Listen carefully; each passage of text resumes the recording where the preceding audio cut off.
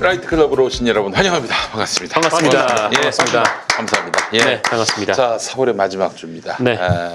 총선도 있었던 달이고요. 또 코로나19로 인해서 온 나라가 강요된 뭐 강요라고 하는 것이 뭐 무슨 누구를 억압하기 위해서 불의를 위해서 억압한 건 아니지만은 강요된 그런 거리두기가 있었고요.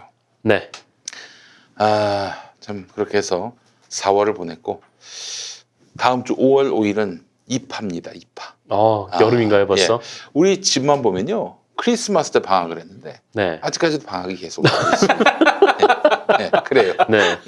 지금 온라인 그래서, 계약은 하지 않았나요? 겨울이 끝났는데 네. 봄이 끝났는데 아직도 우리는 크리스마스에서 계속되는 네. 계속되는 참 놀라요.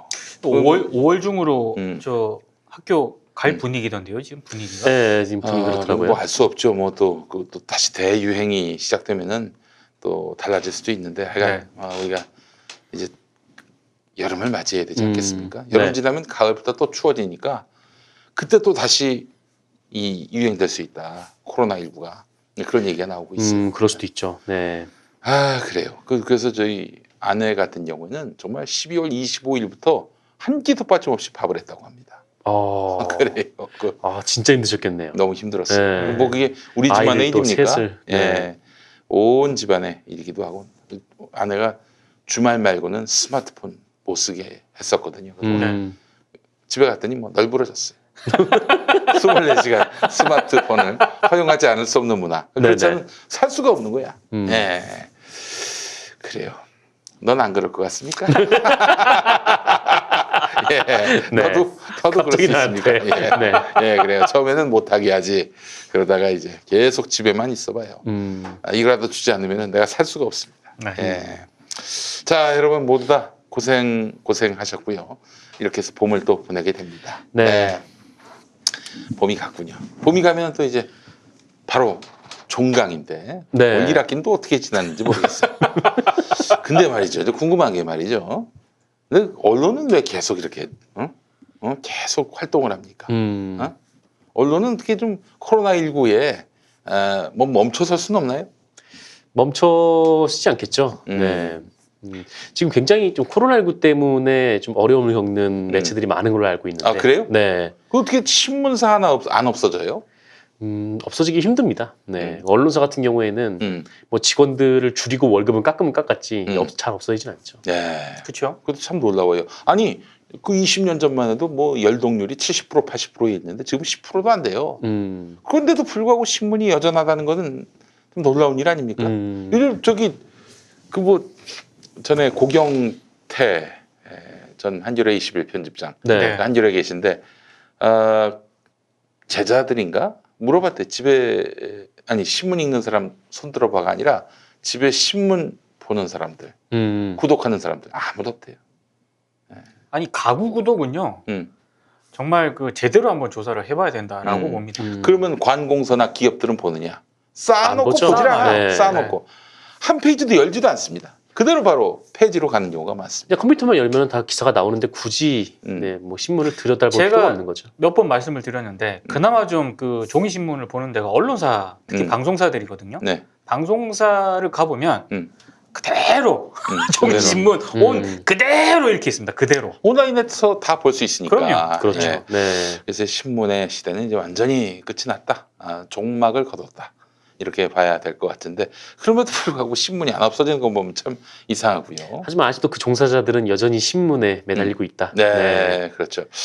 그 얼마 전에 동아일보가 이번에 그 투표를 위해서 나무 몇만 그루가 투표용지를 위해서 나무 몇만 투표용지가 그루가 길다고. 몇만 그루의 나무가 사라졌다 그러는데 그렇게 나무가 아까우면 너희들이 좀 신문을 좀 찍지 마세요. 거기 일주일만 안 찍으면 선거용지 한 3번은 돌릴 아니 겁니다. 일주일을 안 찍는 게 일주일이 아니라 뭐야? 네. 하루에 반만 면수를 반만 줄여도 그럴 그 수도 정도 있죠. 아낄 수 면수도 있어요. 줄이고 음. 그냥 그대로 버려지는 그런 발행 부스 있잖아요. 네. 그것만 발행을 안 하더라도 계란판으로 직행하지 않는. 네. 네. 굉장히 자연 보호에 앞장서는 길입니다. 네. 그냥 차라리 계란판을 생산하면 어떨까? 계란판을 배달해. 네, 신문을 바로 이제 계란판으로 보내지 말고 계란판으로 배달을 아예 해요. 그냥 계란판을 초판 계란판 아 좋네요. 네. 예. 뭐 40판 이렇게 갈 거 없이 네, 네, 초판 찍은 다음에 계란판으로. 계란판. 네. 알겠습니다. 자 오늘 관훈 라이트클럽 바로 광고로 들어가겠습니다. 아 모처럼 어머니는 고등어를 구워주려 하셨나 보다. 네. 아 예. 여기 지금 고등어 냄새가 진동을 하고 자 있습니다. 그렇습니다. 고등어. 예. 고등어. 네. 고등어. 이 고등어가 이 고등어입니다. 자 이게 또 어디 고등어냐? 노르웨이 고등어고 또 결정적으로 그 뼈를 다 발라냈어. 아, 네. 아유, 이 광고 문구 죽이네요. 예, 뭐라고? Just do it. Just do it. 아, just do it. 네. 아, IT가 아니라 EAT. 네, just do it. 그냥 네. 처먹었는데. 아, 그래요. 네. 자, 여러분들께 소개하겠습니다. 네오피쉬 프리미엄 노르웨이 고등어. 아, 이 네. 고등어는 정말 프리미엄이 맞습니다. 그렇습니다. 아, 네. 현재 그 밥 반찬 할인 이벤트가 한참 진행 중인데 네오피쉬의 프리미엄 노르웨이 고등어 세트 여러분들께 선보입니다. 국내에 유통되는 노르웨이 고등어 10만 팩 중에 단 300팩, 어. 단 0.3%에 해당하는 200g 이상의 노르웨이 이 프리미엄 노르웨이 고등어입니다. 네네. 아하. 네, 포장을 뜯어서 따로 씻거나 기름을 두를 필요가 없어요. 받은 그대로 구워 드시면 됩니다. 왜냐하면 네오피쉬 고등어는 지방층이 두꺼운 프리미엄 상품만 취급하기 때문에 어. 기름을 두를 필요가 없어요. 아, 기름 네. 두르고 이제 굽지 않아도 된다. 네, 아, 그렇습니다. 그냥 달궈진 팬에 그냥 그대로만. 예, 네. 그렇습니다. 그래서 저기 지난 크리스마스 때부터 계속 집안에만 있었던 고등어입니다.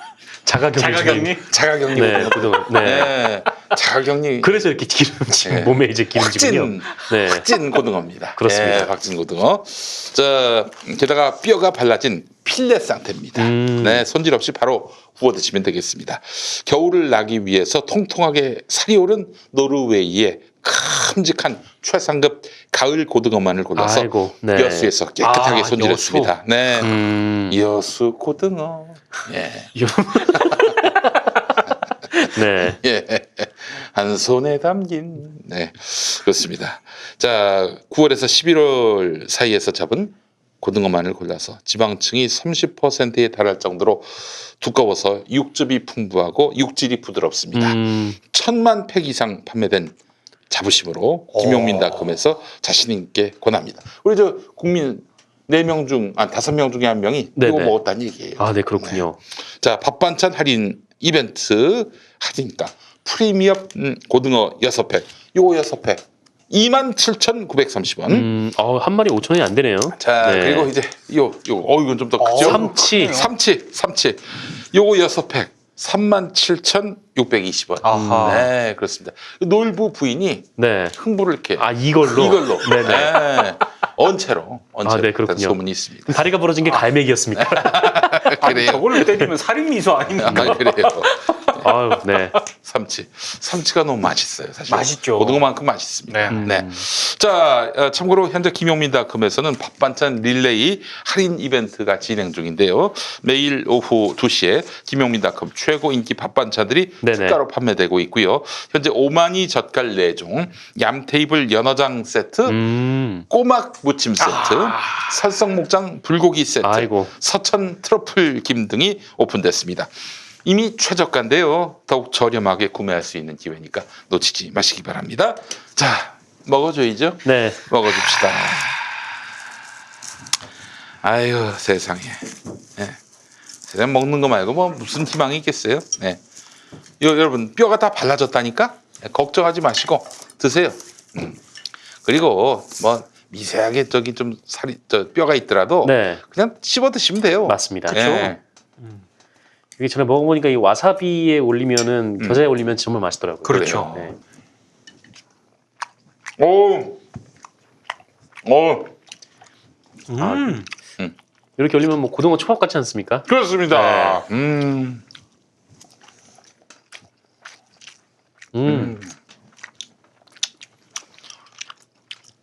아, 아, 요것도 주나요? 네.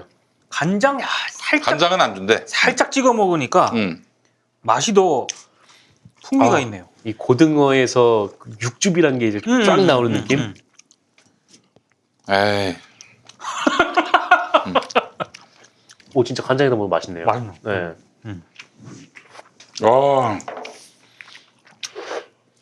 그래요. 네. 그래. 핵심은 육즙이었어요. 육즙. 맞습니다. 어디서 주문해요라고 묻는 분이 계신데 이제 김용민닷컴에 가시면 있는 거죠? 네. 와사비랑 먹으니까 음. 약간 초밥 같은 느낌이 납니다. 노르웨이산 고등어. 네. 노르웨이가 아. 얼마나 청정바다입니까? 맞습니다. 아 너무 맛있네요.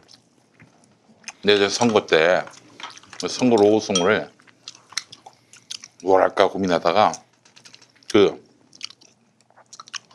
빌리지 피플이라고 네. 음. 빌리지 피플이요? 예, 그 마을 소년들 음. 그 YMCA라고 음. YMCA 네. 용민 용맨 네. 아 그게 비슷하다고? 네. 그래서 했는데 이거 어디 저작권 어디다 상의를 해야 될지 몰라가지고 결국에는 못했습니다. 아 그것만 했었으면 당선됐을 텐데. 근데 이 간장은 여기 대마시안에서 만든 건가요? 네. 오.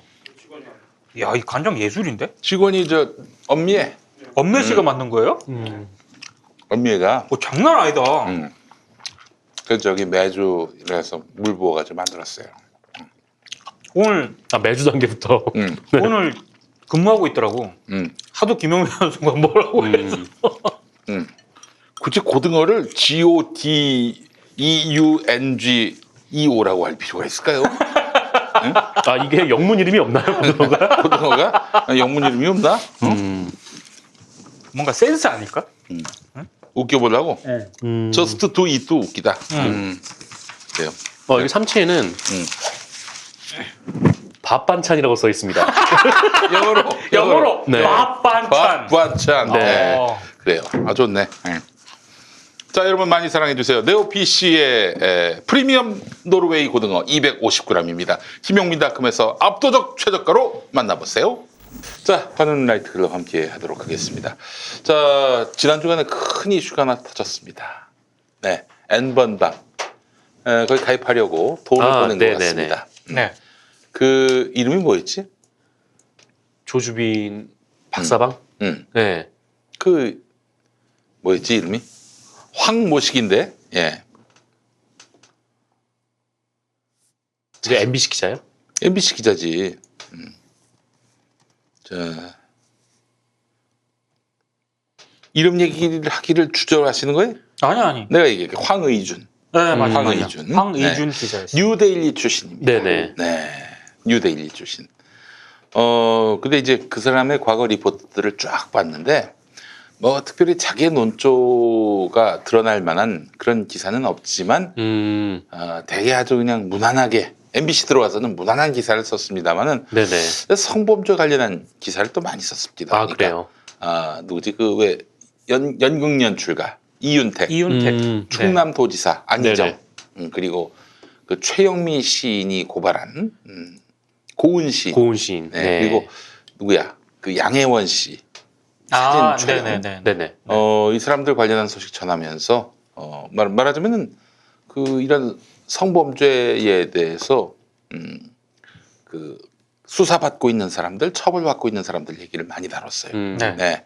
그런 분이 N번방에 예. 돈을 내고. 네.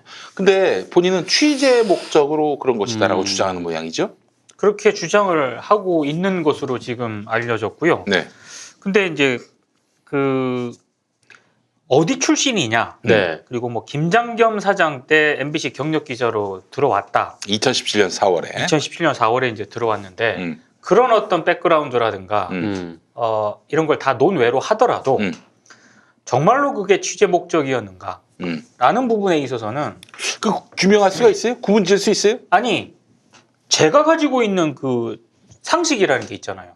저도 기자 생활을 20년 정도 했는데 그리고 이 사안과 관련해서 제가 또 다른 기자들한테 알아봤거든. 네.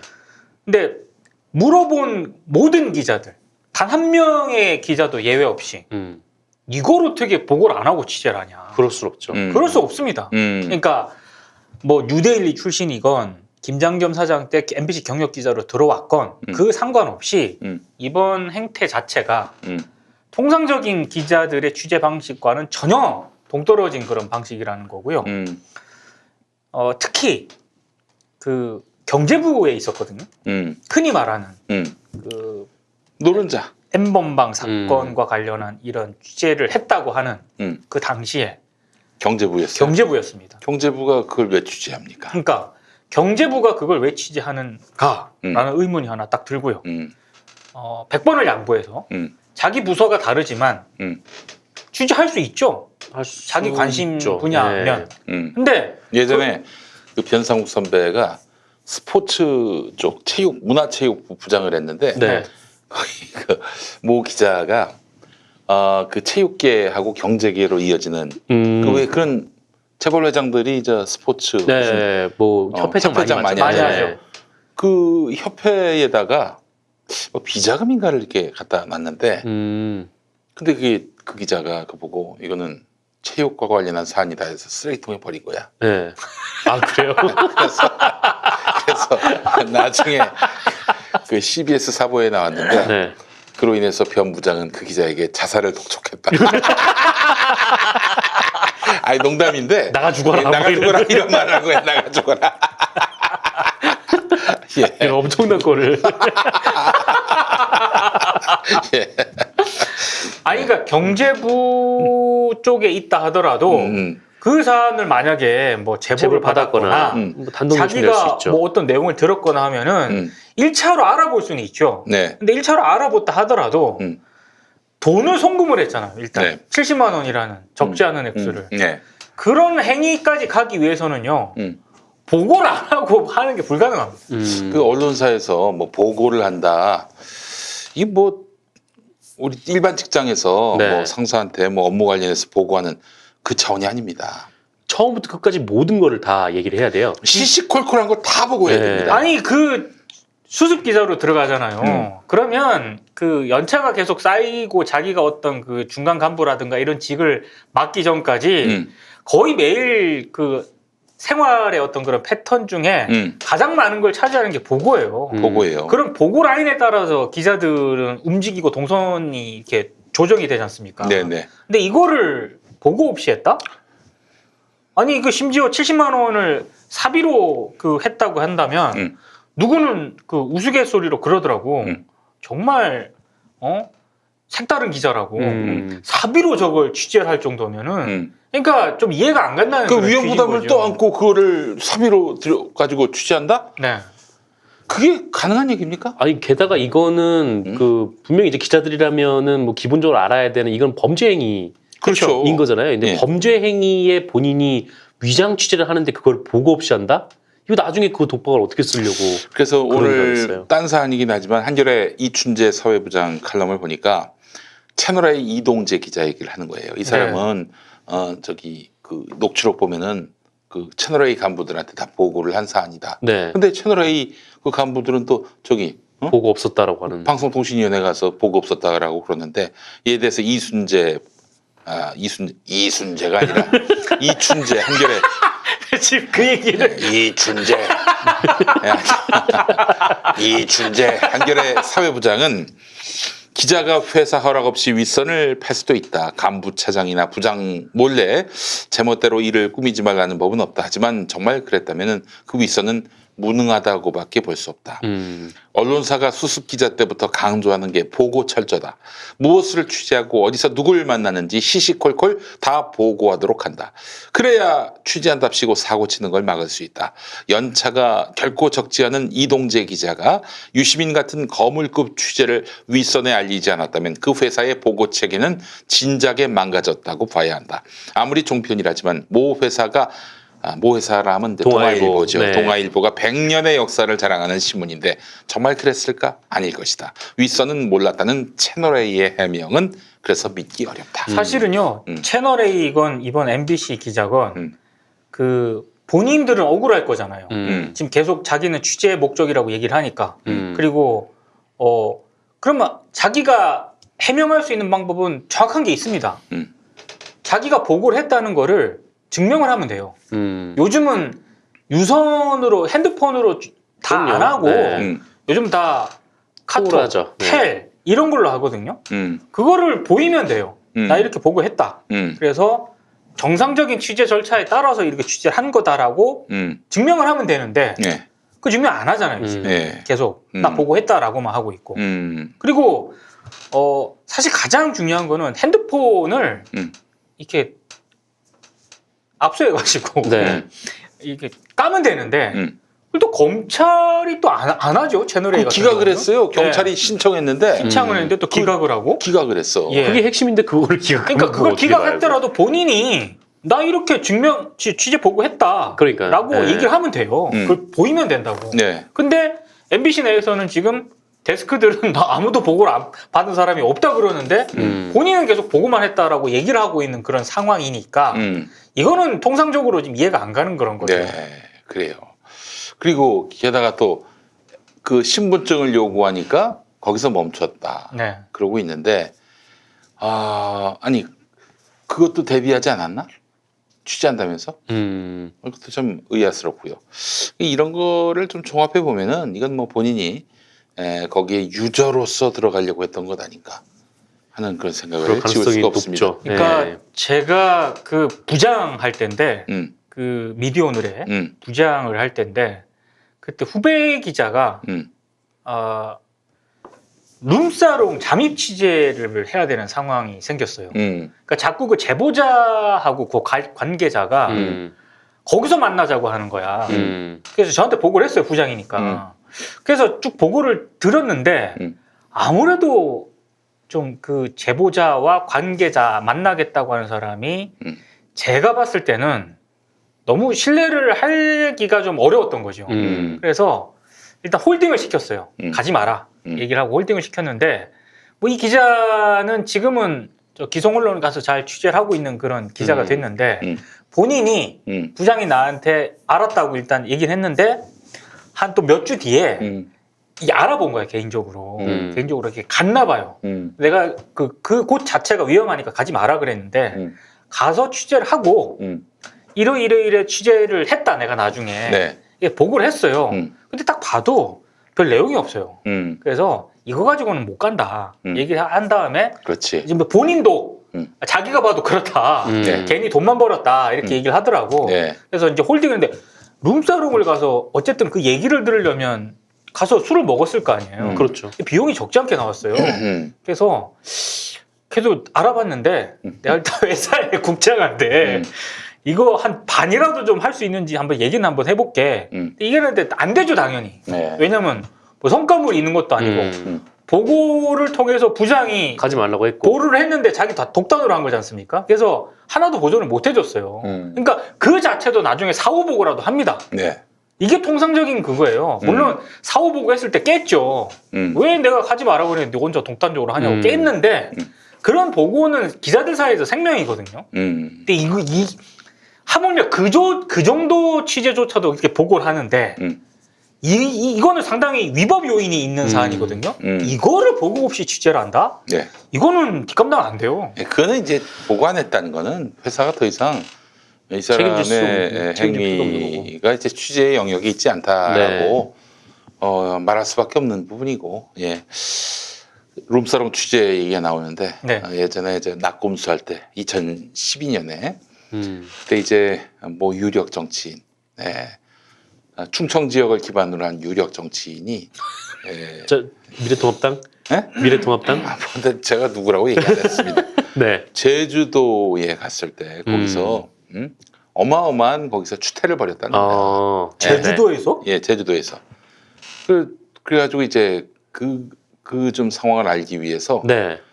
김종대 의원 보좌관을 하고 있는 이재표 형이라고 네네. 충청 지역의 중견 언론인 그 형하고 이제 둘이 갔어요. 룸사롱에 갔지. 취재하러. 네. 취재하러 갔는데 아무리 봐도 유저로 보이지가 않는 거야. 쫓겨났어요. 예.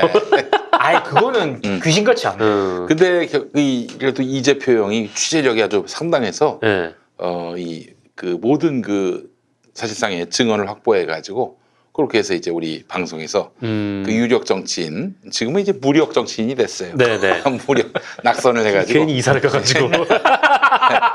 무력 정치인, 네네. 네, 무력 정치인이 됐는데 관련해서 이제 보도를 했더니 그 제보자 제주도에 그 룸사롱이었던 것 같아요. 룸사롱에 있었던 분이 이재표 형한테 전화해 쌍욕을 퍼부어대는데 어마어마했었대.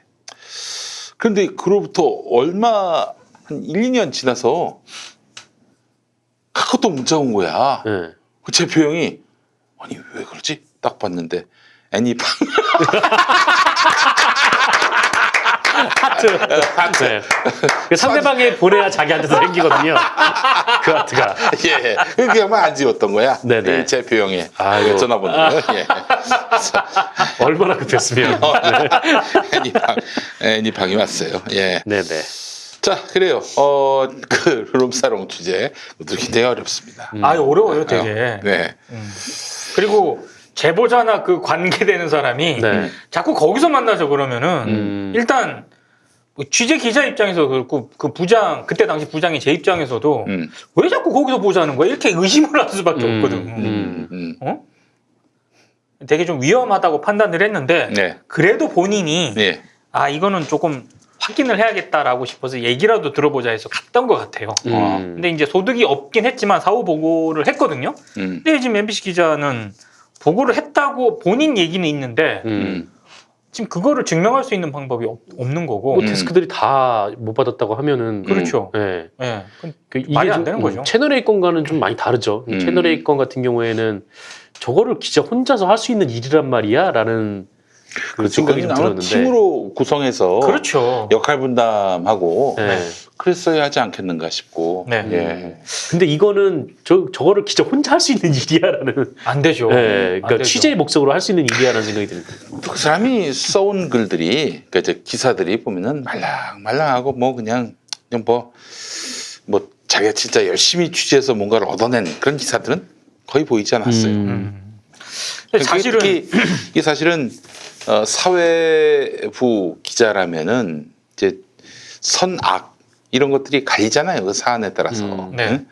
근데 경제는 선악으로 구분짓긴 참 쉽지 않은 그런 분야고 그래서 오랫동안 경제부에서 취재를 했다면은 이런 분야에 관심이 없지 않겠는가. 사회부 영역의 그 사안에 대해서는 관심이 없지 않겠는가 생각이 드는 거고 그래서 엠번방 사건은 아무리 봐도 이건 취재의 목적은 보이지 않는다. 네. 이렇게 되면 MBC는 그 만약에 징계에 들어가게 될 것이고 네. 지금 대기 발령 조치는 했습니다.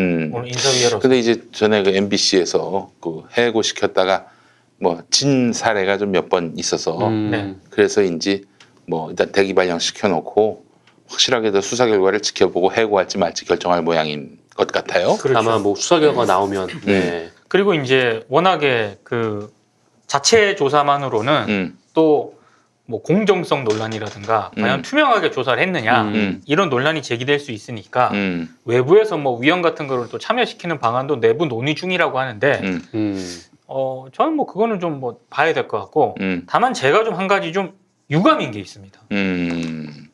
이 기자가 최근에 민권사회부로 그 발령을 받았거든요. 부서 이동을 받았어요. 근데 저는 어떤 특정 뭐 기자라든가 개인의 그 성향이라든가 네. 이거를 뭐 좀 의심할 필요는 없다고는 하지만 네. 최소한 최승호 전 사장과 박성재 사장이 들어선 MBC라면 네.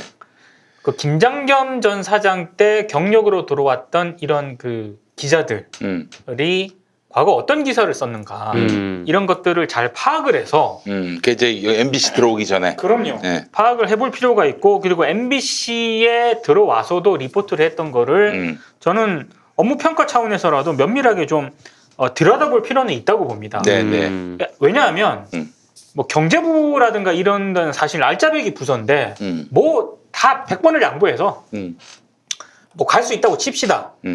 근데 사회부 중에서도 민권사회부라고 하는 곳은 네네. 굉장히 상징성이 큰 곳이고요.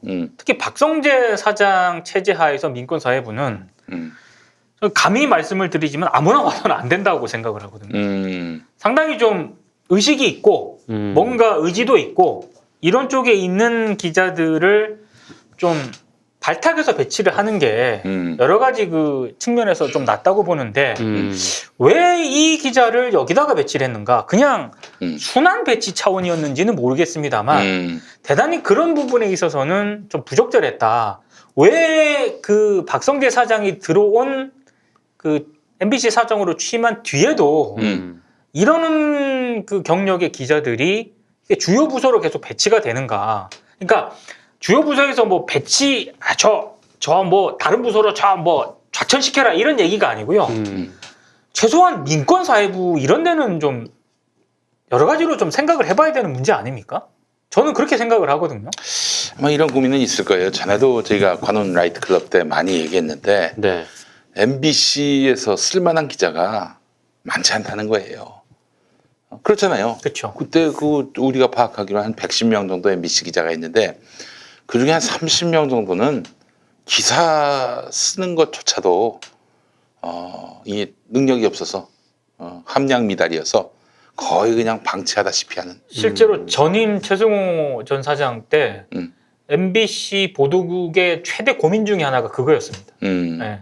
그러다 보니까 이 사람들도 내쫓을 수는 없는 것이고 노동법이 또 있고 하니까 그래서 고민하다가 할 수 없이 이제 뭐 부서 배치를 한 것 같고 역량이 쌓이면 그냥 그래 뭐 과거를 묻지 않겠다. 별 책임은 김장겸한테 있지 너희들한테 있겠느냐 뭐 이러면서 끌어안은 것 같은데 그러다 화가 생긴 거예요. 예. 물론 딜레마는 충분히 이해하는 측면이 있고요. 그리고 어찌됐든 끌어안고 가야 하는 그런 뭐 숙명도 있습니다. 제가 봤을 때. 네. 뭐 박성재 사장이 됐든 최승호 전 사장이 됐든. 하지만 업무 평가라든가 이런 게 이 기자가 어느 정도로 받았는지 모르겠습니다만 지금 써온 그 이전에 썼던 기사들 뉴데일리에서 썼던 거 그 기사들이라든가 그 아까 김용민 PD도 얘기를 했지만 MBC에 있으면서 했던 리포트들 이런 게 그렇게 특징적이지 않았거든요. 뉴데일리에 있었을 때는 저는 문제적 기사들이 좀 있었다고 생각을 하고 그렇다면 그런 어떤 그 이력이라든가 그 기자로서의 활동을 평가를 해봤을 때 경제부도 저는 조금 그렇긴 합니다만 최소한 뭐 정치부라든가 예. 민권사회부라든가 이런 부서 배치는 보도국 차원에서 상당히 좀 신중했어야 되는 게 아닌가 싶습니다. 그건 조금 아쉽더라고요, 제가 봤을 때. 이거는 뭐 차별이나 배제가 아니라 어떤 그 기조잖아요, 기조. 예. 좀 새로운 경영진이 들어섰을 때 보도국의 구성원들을 어떤 식으로 재배치를 해가지고 보도의 뭐 방향이라든가 이런 거를 쇄신하는 그런 걸로 삼을 수 있지 않습니까? 네네. 근데 왜 이 친구가 최근에 민권사회부로 부서 이동이 됐을까?